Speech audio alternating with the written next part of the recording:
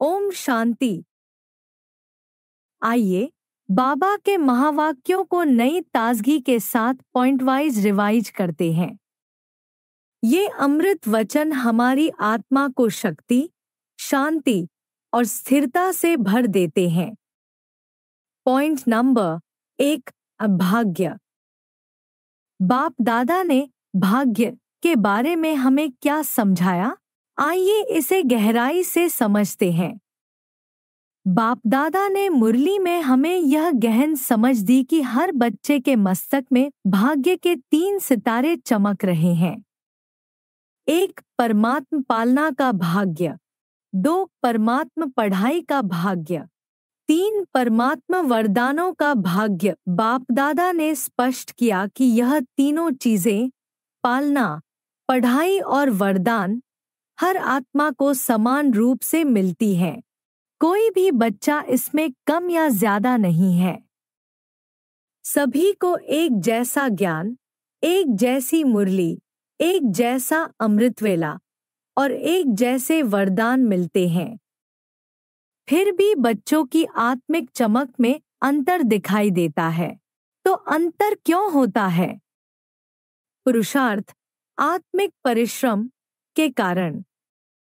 बाप दादा ने कहा कि भाग्य बनाने वाला विधाता तो सभी को समान रूप से देता है, लेकिन बच्चों का भाग्य उनके स्वप्रवर्तन की तीव्रता पर निर्भर करता है। किसी की चमक बहुत तेज होती है, किसी की मध्यम और किसी की हल्की। बाप दादा ने यह भी कहा कि लास्ट नंबर वाले बच्चों से भी उनका प्यार उतना ही है जितना फर्स्ट नंबर वालों से, बल्कि जो पीछे हैं उनके लिए और ज्यादा रहम है ताकि वे भी आगे बढ़ सकें। बाप दादा ने हमें सिखाया कि मेरा बाबा की भावना से जब हम जुड़ते हैं तो परमात्मा शक्ति खिंच कर आती है और हमें एक्स्ट्रा मदद मिलती है। भाग्य बनाने के 3 रहस्य। 1, स्वमान में रहना, अपनी दिव्यता को पहचानना। 2, सबको सम्मान देना, हर आत्मा में अच्छाई देखना। 3, स्वप्रवर्तन की तीव्रता, सोचते ही बदलने की कला। बाप दादा ने कहा कि भाग्य बनाना कठिन नहीं है। जैसे कागज पर बिंदी लगाने में 1 सेकंड लगता है, वैसे ही अगर हम संकल्प से विकारों को बिंदी लगा दें तो हमारा भाग्य तुरंत बदल सकता है। सबसे बड़ा भाग्य क्या है? बाप दादा ने कहा कि सबसे बड़ा भाग्य यह है कि हम परमात्मा को मेरा बाबा कह सकते हैं।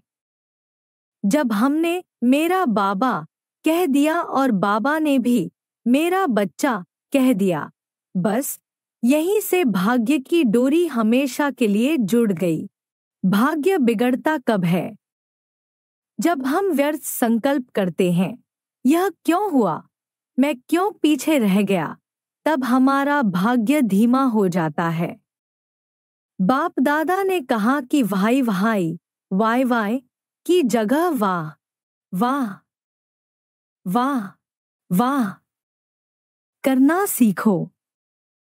जो कुछ भी होता है उसे ड्रामा की शुभ भावना से स्वीकार करना ही भाग्य को मजबूत करता है। बाप दादा की मुख्य सीख। भाग्य विधाता ने समान भाग्य दिया है। आत्मिक चमक का अंतर सिर्फ स्वपुरुषार्थ पर निर्भर है। स्वमान और सम्मान का संतुलन ही भाग्य को तेज बनाता है। व्यर्थ संकल्पों को खत्म करके ही भाग्य की रफ्तार बढ़ती है। तो हमारा भाग्य हमारे ही हाथ में है। जितना हम स्वप्रवर्तन करेंगे उतना ही हमारा मस्तक भाग्य के सितारों से चमकेगा। पॉइंट नंबर 2, पालना। इस मुरली में पालना के विषय में बाप दादा हमें बहुत गहराई से समझा रहे हैं। आइए इसे विस्तार से समझते हैं। पालना का अर्थ और महत्व। बाप दादा हमें याद दिला रहे हैं कि हर एक बच्चे को परमात्मा से 3 विशिष्ट वरदान मिले हैं: पालना, पढ़ाई और वरदान। पालना का अर्थ है परमात्मा की निरंतर देखभाल, मार्गदर्शन और दिव्य ऊर्जा जो हमें आंतरिक रूप से मजबूत बनाती है। बाप दादा की पालना में हमें आध्यात्मिक बल, शांति और सहजता मिलती है। पालना सबको समान मिलती है। बाप दादा ने स्पष्ट कहा है कि पालना सभी को एक समान मिलती है। अमृतवेले की पालना, पढ़ाई और मुरली की शिक्षा दुनिया के हर कोने में एक जैसी होती है, चाहे भारत हो या विदेश। फिर भी बच्चों की प्रगति में अंतर क्यों आता है? यह हमारी स्वस्थिति और याद की शक्ति पर निर्भर करता है। पालना की विशेषताएं। 1. अमृतवेले की पालना। बाप दादा हर आत्मा को सवेरे सवेरे अपनी शक्ति से भरते हैं। 2. समानता और समभाव। बाप दादा का प्यार सभी के लिए समान है, चाहे कोई लास्ट नंबर पर हो, फिर भी बाप दादा की दुआएं उसे फास्ट कर सकती हैं। 3. खींचने वाली शक्ति। परमात्मा की पालना प्रेम की डोरी है जो हमें खींचकर मधुबन या ईश्वरीय ज्ञान के रास्ते पर लाती है। 4. अटूट प्यार। चाहे हम कितनी भी गलती करें, बाप दादा की पालना में रहम और करुणा हमेशा बनी रहती है। 5. प्यार से मेहनत हल्की। जब हम मेरा बाबा दिल से कहते हैं तो मेहनत मोहब्बत में बदल जाती है और बाप दादा एक्स्ट्रा मदद देते हैं। पालना से हमें क्या सीखना चाहिए? स्वपरिवर्तन। बाप दादा की पालना को व्यर्थ न जाने दें। जितनी जल्दी आत्मा संस्कार परिवर्तन करेगी, उतनी ही तेज उसकी प्रगति होगी। स्वमान और सम्मान। बाप दादा सिखा रहे हैं कि सच्चा ब्राह्मण वही है जो स्वमान में रहता है और दूसरों को सम्मान देता है। दाता बनो। हमें लेने वाला नहीं, देने वाला बनना है। जैसे बाप दादा बिना शर्त हमें पालते हैं, वैसे ही हमें शुभ भावनाओं से दूसरों की पालना करनी है। निष्कर्ष। पालना सिर्फ शारीरिक देखभाल नहीं है, यह आत्मिक उन्नति की वह ताकत है जो हमारी आत्मा को परमात्मा से जोड़कर निर्मल, शक्तिशाली और प्यार से भरपूर बनाती है। अगर हम बाप दादा की पालना को पूरे श्रद्धा और समर्पण से स्वीकार करें, तो संस्कार परिवर्तन से संसार परिवर्तन संभव है। Point number 3. दूरदेशी बाप। 3. दूरदेशी बाप। बाबा ने दूरदेशी बाप के बारे में बहुत प्यारा और गहरा ज्ञान दिया है। आइए इसे समझते हैं। दूरदेशी बाप का अर्थ। बाबा ने कहा कि अमेरिका या कोई अन्य देश दूर नहीं है, बल्कि सबसे दूरदेशी बाप दादा है, क्योंकि वो इस साकार दुनिया से परे परमधाम से आते हैं। बाप दादा अव्यक्त दुनिया, अविनाशी घर से चलकर अपने बच्चों से मिलने आते हैं, इसलिए वे सबसे बड़े दूरदेशी हैं। बच्चों से मिलने की खुशी। बाबा ने कहा कि डबल विदेशी बच्चे जो भारत से बाहर रहते हैं, भले ही भौतिक रूप से दूर हों, लेकिन दिल से बाबा के बहुत पास हैं। प्यार की डोरी इतनी मजबूत है कि वह दूर देश में बैठे बच्चों को भी खींचकर बाप की गोद में ले आती है। दूरदेशी बच्चों की खासियत। एक संस्कृति बदलकर ब्राह्मण बनना। विदेश के बच्चे अपनी पुरानी संस्कृति को छोड़कर ब्राह्मण संस्कृति में सहज रूप से ढल गए हैं। 2. तीव्र सेवा भावना। विदेश के बच्चे नौकरी और सेवा दोनों साथ निभाते हैं और सच्चाई से अपनी कमजोरी भी मान लेते हैं। 3. प्यार में पास। भले ही दूरी भौतिक हो, लेकिन परमात्मा के प्यार में सभी पास हैं। बाबा का विशेष प्यार। बाबा ने कहा कि भले ही कोई बच्चा लास्ट नंबर पर हो, फिर भी बाप का प्यार लास्ट में भी फर्स्ट बनाने की ताकत रखता है। दूरदेशी बच्चों की त्याग और तपस्या देखकर बाबा विशेष खुशी महसूस करते हैं। क्या सीखना है? दूरी का मतलब सिर्फ शरीर की दूरी है, आत्मा की नहीं। हमें हमेशा ये अनुभव करना है कि बाबा हमारे साथ हैं, हमारे दिल में हैं। चाहे हम कहीं भी हों, याद और योग से परमात्मा को हर पल नजदीक महसूस कर सकते हैं।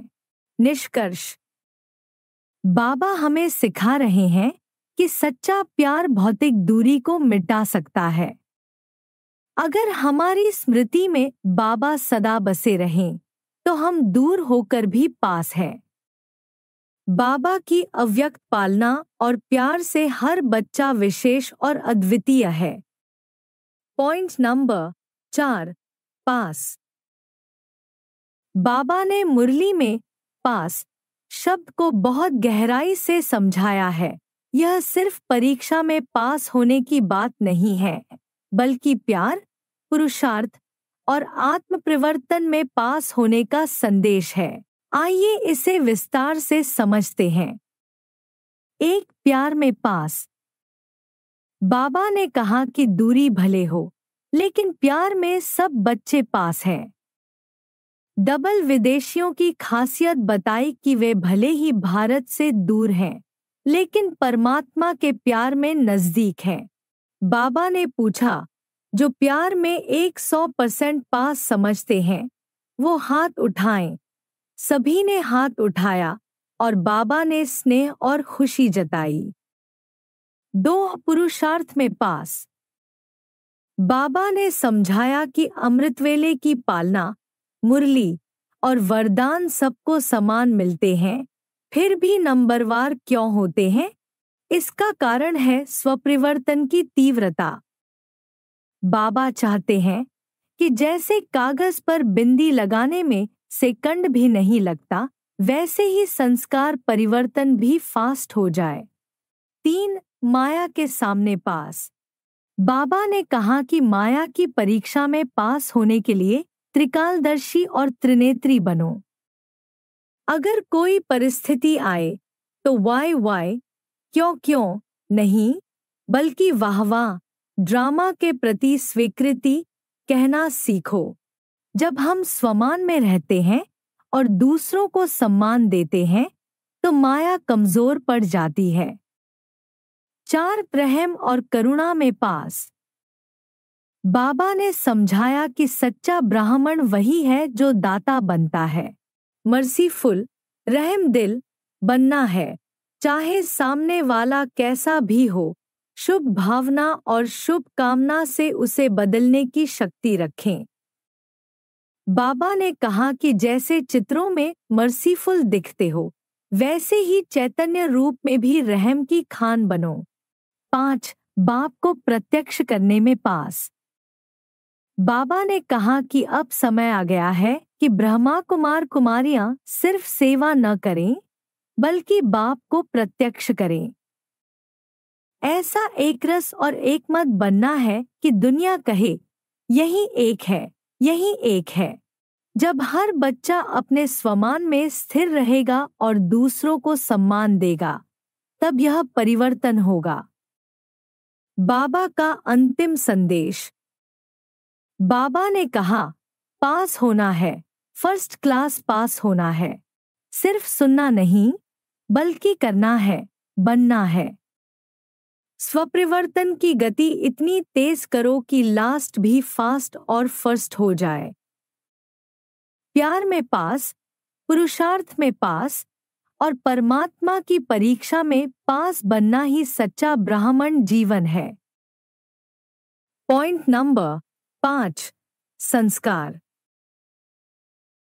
बाबा ने संस्कार के विषय में बहुत गहरा और शक्तिशाली ज्ञान दिया है। मुरली में बाबा ने समझाया कि अगर हम संस्कार परिवर्तन कर लें, तो संसार परिवर्तन सहज ही संभव है।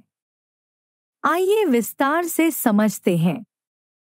एक संस्कार परिवर्तन से संसार परिवर्तन। बाबा ने हमें याद दिलाया कि बाहरी दुनिया का परिवर्तन तभी होगा जब हम अपने भीतर के संस्कार बदलेंगे। संसार की गति तीव्र हो रही है, लेकिन क्या हमारे संस्कार परिवर्तन की गति उतनी ही तेज है? बाबा ने कहा कि हमें ऐसा बनना है कि सेकंड में परिवर्तन हो। जैसे कागज पर बिंदी लगाने में 1 सेकंड भी नहीं लगता, वैसे ही संस्कार परिवर्तन भी झटपट होना चाहिए। 2 वेस्ट थॉट्स को खत्म करो। बाबा ने समझाया कि वेस्ट, व्यर्थ संकल्प हमारे संस्कार परिवर्तन में सबसे बड़ी बाधा है। दिन भर चाहिए चाहिए, यह ऐसा क्यों कर रहा है? मुझे ये मिलना चाहिए, जैसे विचार पुरुषार्थ को भारी बना देते हैं। बाबा ने कहा कि अगर हम वेस्ट को खत्म करें और हर स्थिति को वाह वाह ड्रामा कहकर स्वीकार करें, तो संस्कार परिवर्तन आसान हो जाएगा। 3 स्वमान और सम्मान का बैलेंस। संस्कार परिवर्तन के लिए बाबा ने 2 शक्तिशाली शब्द दिए। स्वमान में स्थित रहो, सबको सम्मान दो। बाबा ने कहा कि दाता बनो, व्यापारी नहीं। अगर हम सोचें वह मुझे सम्मान देगा तब मैं दूंगा, तो यह व्यापार हो गया। दाता बनने से हमारे पुराने संस्कार घुलते हैं और नई दिव्यता उभरती है। 4 रहम और मर्सीफुल बनो। बाबा ने सिखाया कि दूसरों की कमियों को देखने के बजाय शुभ भावना और शुभ कामना से उन्हें बदलने की कोशिश करो। दया, करुणा और रहम के संस्कार हमें निर्मल और शक्तिशाली बनाते हैं। बाबा ने कहा, जैसे मूर्तियों में हम मर्सीफुल दिखते हैं, वैसे ही हमें चैतन्य रूप में भी मर्सीफुल बनना है। 5 संस्कार परिवर्तन की कुंजी, मेरा बाबा। बाबा ने कहा, जब संस्कार बदलने में मेहनत लगे, तब मेरा बाबा दिल से कहो। मेरा बाबा कहने से मेहनत मोहब्बत में बदल जाती है और बाबा की एक्स्ट्रा मदद मिलने लगती है। बाबा ने समझाया कि बदलना कठिन है, लेकिन नामुमकिन नहीं। बस हमें सच्चे दिल से बाबा से कनेक्ट रहना है। संस्कार परिवर्तन के लिए बाबा की सीधी सलाह। अमृत वेले पर स्वचेकिंग करो, आज कौन सा संस्कार बदलना है। हर स्थिति में ड्रामा को वाह वाह कहकर स्वीकार करो। स्वमान में स्थित रहो और दूसरों को बिना शर्त सम्मान दो। मर्सीफुल बनकर दूसरों की कमियों को शुभ भावना से पिघलाओ। हर दिन मेरा बाबा कहकर दिल का सौदा करो। बाबा की पालना और मदद खुद ब खुद मिलेगी। निष्कर्ष, बाबा हमें सिखा रहे हैं कि सच्ची आध्यात्मिकता का मापदंड सिर्फ ज्ञान सुनना नहीं, बल्कि संस्कार बदलना है। जब हम अपने पुराने नकारात्मक संस्कारों को छोड़कर दिव्यता अपनाते हैं, तभी हम सच्चे ब्राह्मण बनते हैं और संसार के आदर्श बनकर बाप को प्रत्यक्ष कर सकते हैं। तो क्या हम सब सेकंड में बिंदी लगाकर संस्कार बदलने का वायदा करें? पॉइंट नंबर 6, चाहिए। बाबा ने चाहिए शब्द को लेकर एक बहुत गहरी बात समझाई है। उन्होंने कहा कि यह चाहिए की भावना ही हमारे संस्कार परिवर्तन और आध्यात्मिक प्रगति में सबसे बड़ी रुकावट बनती है। आइए इसे विस्तार से समझते हैं। चाहिए का क्या मतलब है? चाहिए का अर्थ है इच्छाओं और अपेक्षाओं का बोझ।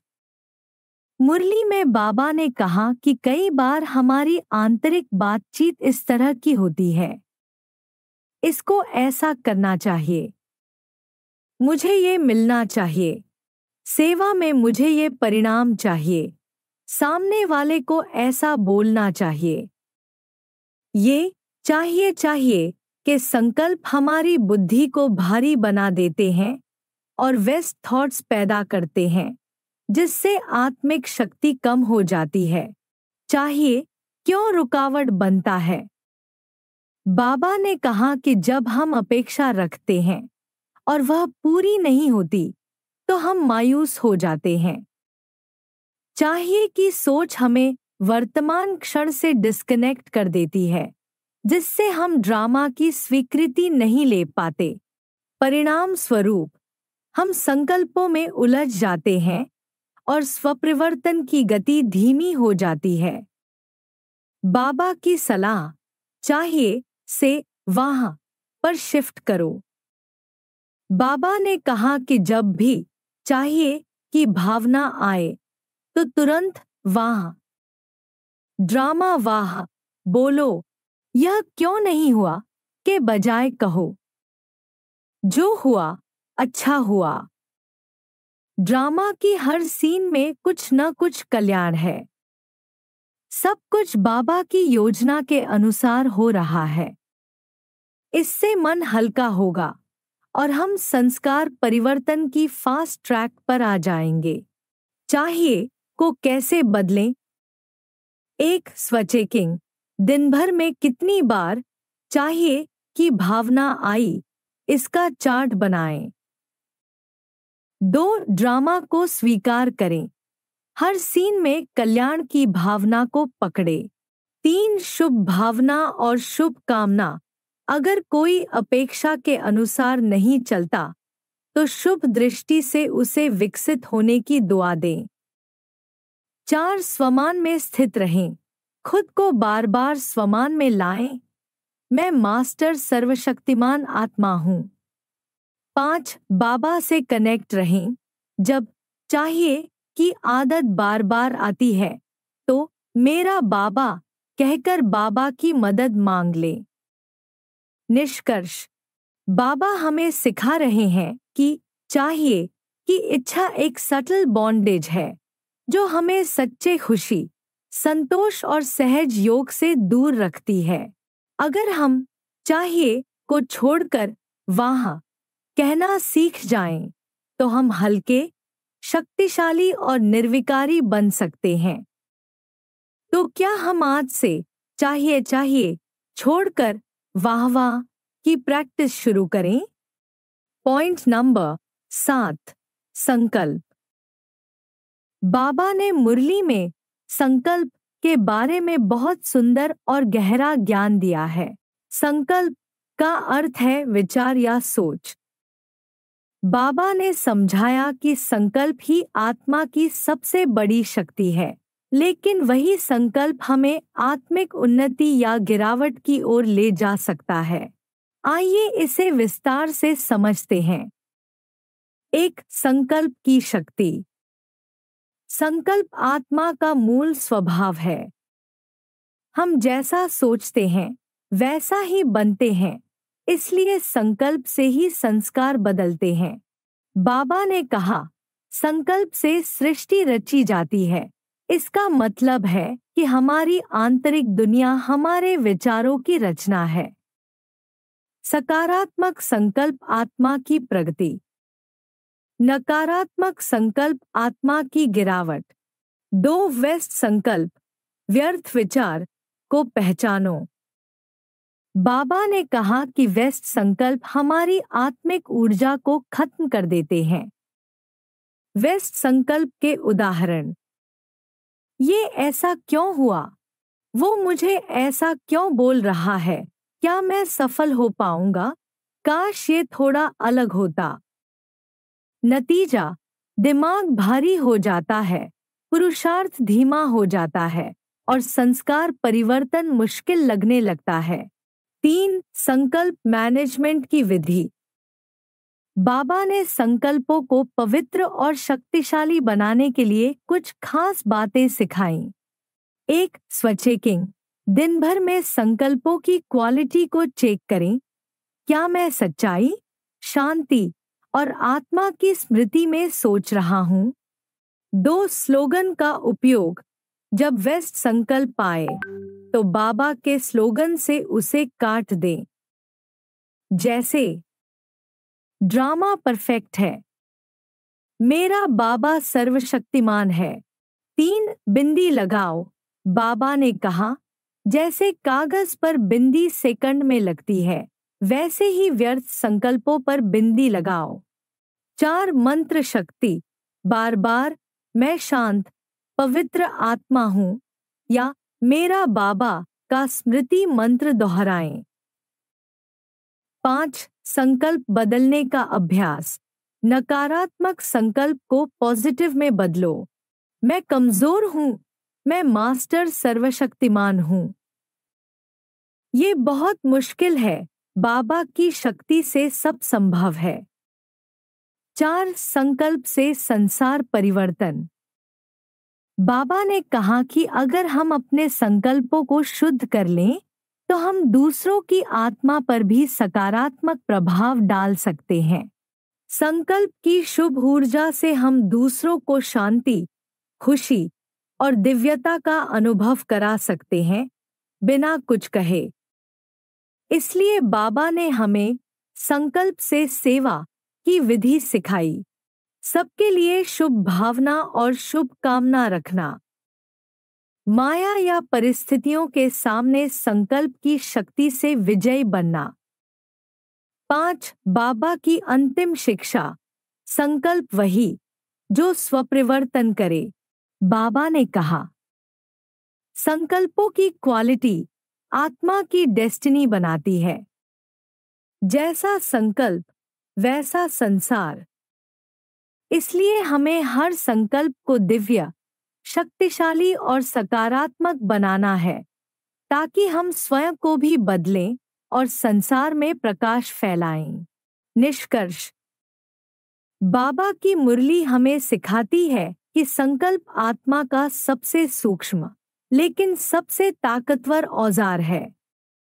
अगर हम हर संकल्प को स्वचेकिंग, बाबा की याद और शुभ भावना से भर दें तो हम सच्चे मास्टर क्रिएटर बन सकते हैं और संसार परिवर्तन का आधार बन सकते हैं।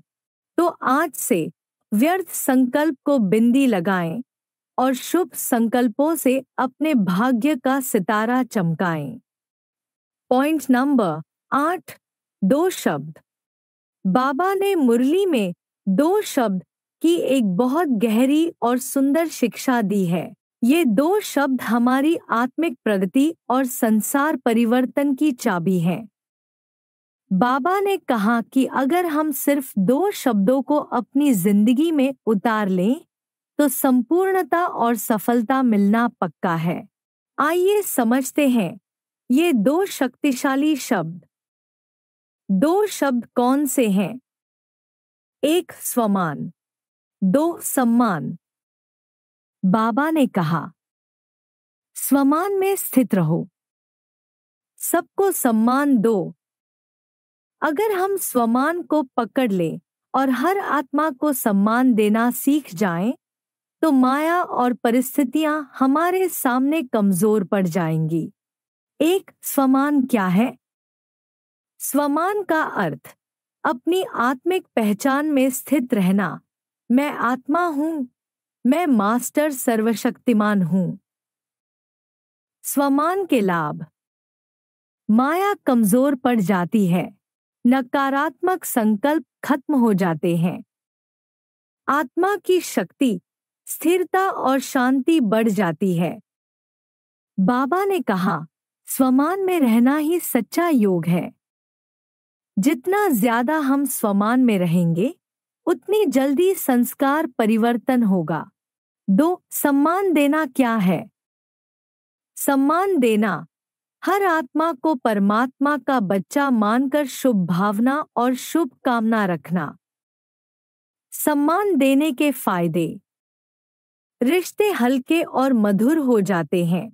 सामने वाले की आत्मा पर शुभ ऊर्जा का असर होता है। विरोध, मतभेद और क्रोध की दीवारें टूट जाती हैं। बाबा ने कहा, जो दूसरों को सम्मान देता है वह अपने लिए परमात्मा की विशेष दुआएं इकट्ठी करता है। 3. स्वमान और सम्मान का बैलेंस। बाबा ने कहा कि हमें दोनों शब्दों का बैलेंस बनाना है। सिर्फ स्वमान में रहेंगे लेकिन सम्मान नहीं देंगे तो अहंकार आ सकता है। सिर्फ सम्मान देंगे लेकिन स्वमान नहीं पकड़ेंगे तो कमजोरी आ सकती है। Perfect balance. स्वमान में स्थित रहो ताकि कोई भी परिस्थिति आपकी शक्ति को हिला न सके। सबको सम्मान दो, चाहे वो आपकी परख करें, आलोचना करें या अपमान करें। 4. कैसे अपनाएं ये 2 शब्द। Practical tips. 1. अमृत वेले पर संकल्प। आज मैं हर घंटे स्वमान को याद करूंगा। आज मैं हर आत्मा को सम्मान दूंगा, चाहे कैसी भी परिस्थिति आए। 2. मुरली से स्वमान उठाएं। रोज मुरली से एक स्वमान उठाएं, जैसे मैं शांत आत्मा हूं या मैं मास्टर नॉलेजेबल हूं। 3. सम्मान देने की प्रैक्टिस। जब कोई कुछ गलत करे तो शुभ भावना और शुभ कामना से सोचें, ये आत्मा भी परिवर्तन करेगी। 4. संकल्प में 2 शब्द जोड़े। कोई भी नकारात्मक संकल्प आए तो मैं स्वमान में हूं, मैं सबको सम्मान देता हूं कहकर विचार बदल लें। 5. रात को चेकिंग। सोने से पहले चेक करें, आज कितनी बार स्वमान में रहे, आज कितनी बार दूसरों को सच्चा सम्मान दिया। 5. बाबा की पक्की गारंटी। बाबा ने कहा, अगर सिर्फ ये 2 शब्द पकड़ लिए तो आप सेकंड में फर्स्ट बन सकते हो। स्वमान में रहना माया से जीत, सम्मान देना सबका दिल जीत। नतीजा, आप बाप समान बन जाएंगे और लोग आपकी आत्मा में परमात्मा की झलक देखने लगेंगे। निष्कर्ष, बाबा हमें सिखा रहे हैं कि संपूर्णता की यात्रा को जटिल बनाने की जरूरत नहीं है। अगर हम सिर्फ स्वमान में स्थित रहकर सबको सम्मान देना सीख लें तो हम आत्मा की ऊंचाई पर उड़ सकते हैं और संसार परिवर्तन की मशाल बन सकते हैं। पॉइंट नंबर 9, एक रास्ता। बाबा ने मुरली में एकरस स्थिति के बारे में बहुत गहराई से समझाया है। एकरस स्थिति का अर्थ है स्थिर, अडोल और अविचल अवस्था। एक ऐसी स्थिति जहां आत्मा हर परिस्थिति में शांति, शक्ति और संतुष्टि के साथ समान रूप से बनी रहती है। चलिए इसे विस्तार से समझते हैं। एक एकरस स्थिति का अर्थ। एकरस का मतलब है एक ही रस में रहना। वो रस कौन सा है? परमात्मा की याद का आनंद, स्वमान की अनुभूति और आत्मा की शांति। जब हम बाहरी परिस्थितियों या दूसरों के व्यवहार से प्रभावित नहीं होते, तब हम एकरस बन जाते हैं। स्थिति का उतार चढ़ाव खत्म, एक रास्ता। हर सीन में समान रहना, एक रास्ता। 2. एकरस स्थिति क्यों जरूरी है? तेज स्वपरिवर्तन के लिए जब हम एकरस होते हैं तो मन शांत रहता है और संस्कार परिवर्तन फास्ट हो जाता है। माया से बचने के लिए माया तब तक हावी नहीं हो सकती जब तक आत्मा स्वस्थिति में स्थिर है। सच्ची सेवा के लिए एकरस आत्मा की वृत्ति और दृष्टि से ही शांति और पवित्रता की तरंगे फैलती हैं, जिससे दूसरों का भी कल्याण होता है। बाबा ने कहा, एकरस स्थिति एक को प्रत्यक्ष करेगी। मतलब, जब हम एकरस बन जाएंगे तो लोग हमारी स्थिति में परमात्मा की झलक देख पाएंगे। 3. एकरस स्थिति में क्या रुकावटें आती हैं? परिस्थितियों की लहरें, जब जीवन में उतार चढ़ाव आता है तो मन डोल सकता है। व्यक्तिगत भावनाएं, कभी कभी अपेक्षाएं और रहम हमें शांत स्थिति से हटा देते हैं। संकल्पों की अशुद्धि, व्यर्थ संकल्प, जैसे ये क्यों हुआ, ऐसा नहीं होना चाहिए था, एक रास्ता को तोड़ते हैं। बाबा ने कहा, वाई नहीं, वाह वाह करो। मतलब हर सीन को ड्रामा की परफेक्ट सीन मानकर स्वीकार करें ताकि मन हल्का बना रहे। 4 एकरस स्थिति कैसे बनाएं? प्रैक्टिकल विधि। 1 अमृतवेले पर आत्मा को सेट करें। दिन की शुरुआत में स्वस्थिति में सेट हो जाएं। मैं शांत स्वरूप, शक्तिशाली, मास्टर नॉलेजेबल आत्मा हूँ। 2 स्मृति की बिंदी। हर घंटे 3 सेकंड स्टॉप लें और बाबा की याद में टिककर बिंदी लगाएं। मैं आत्मा हूँ, मेरा बाबा मेरे साथ है। 3 संपूर्ण स्वीकार्यता। जो हो रहा है अच्छा हो रहा है। हर आत्मा अपने समय के अनुसार परिपक्व हो रही है। ड्रामा की हर सीन परफेक्ट है। 4 स्वमान की शक्ति। स्वमान की लिस्ट बनाएं और दिन भर उन पर स्थित रहने की प्रैक्टिस करें। मैं मास्टर शांतिदाता हूँ। मैं मास्टर विश्व कल्याणकारी हूँ।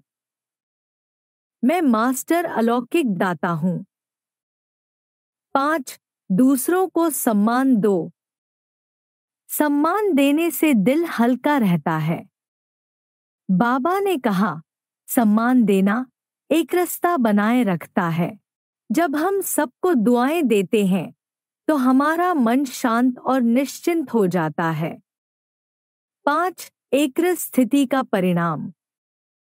आंतरिक शांति और खुशी।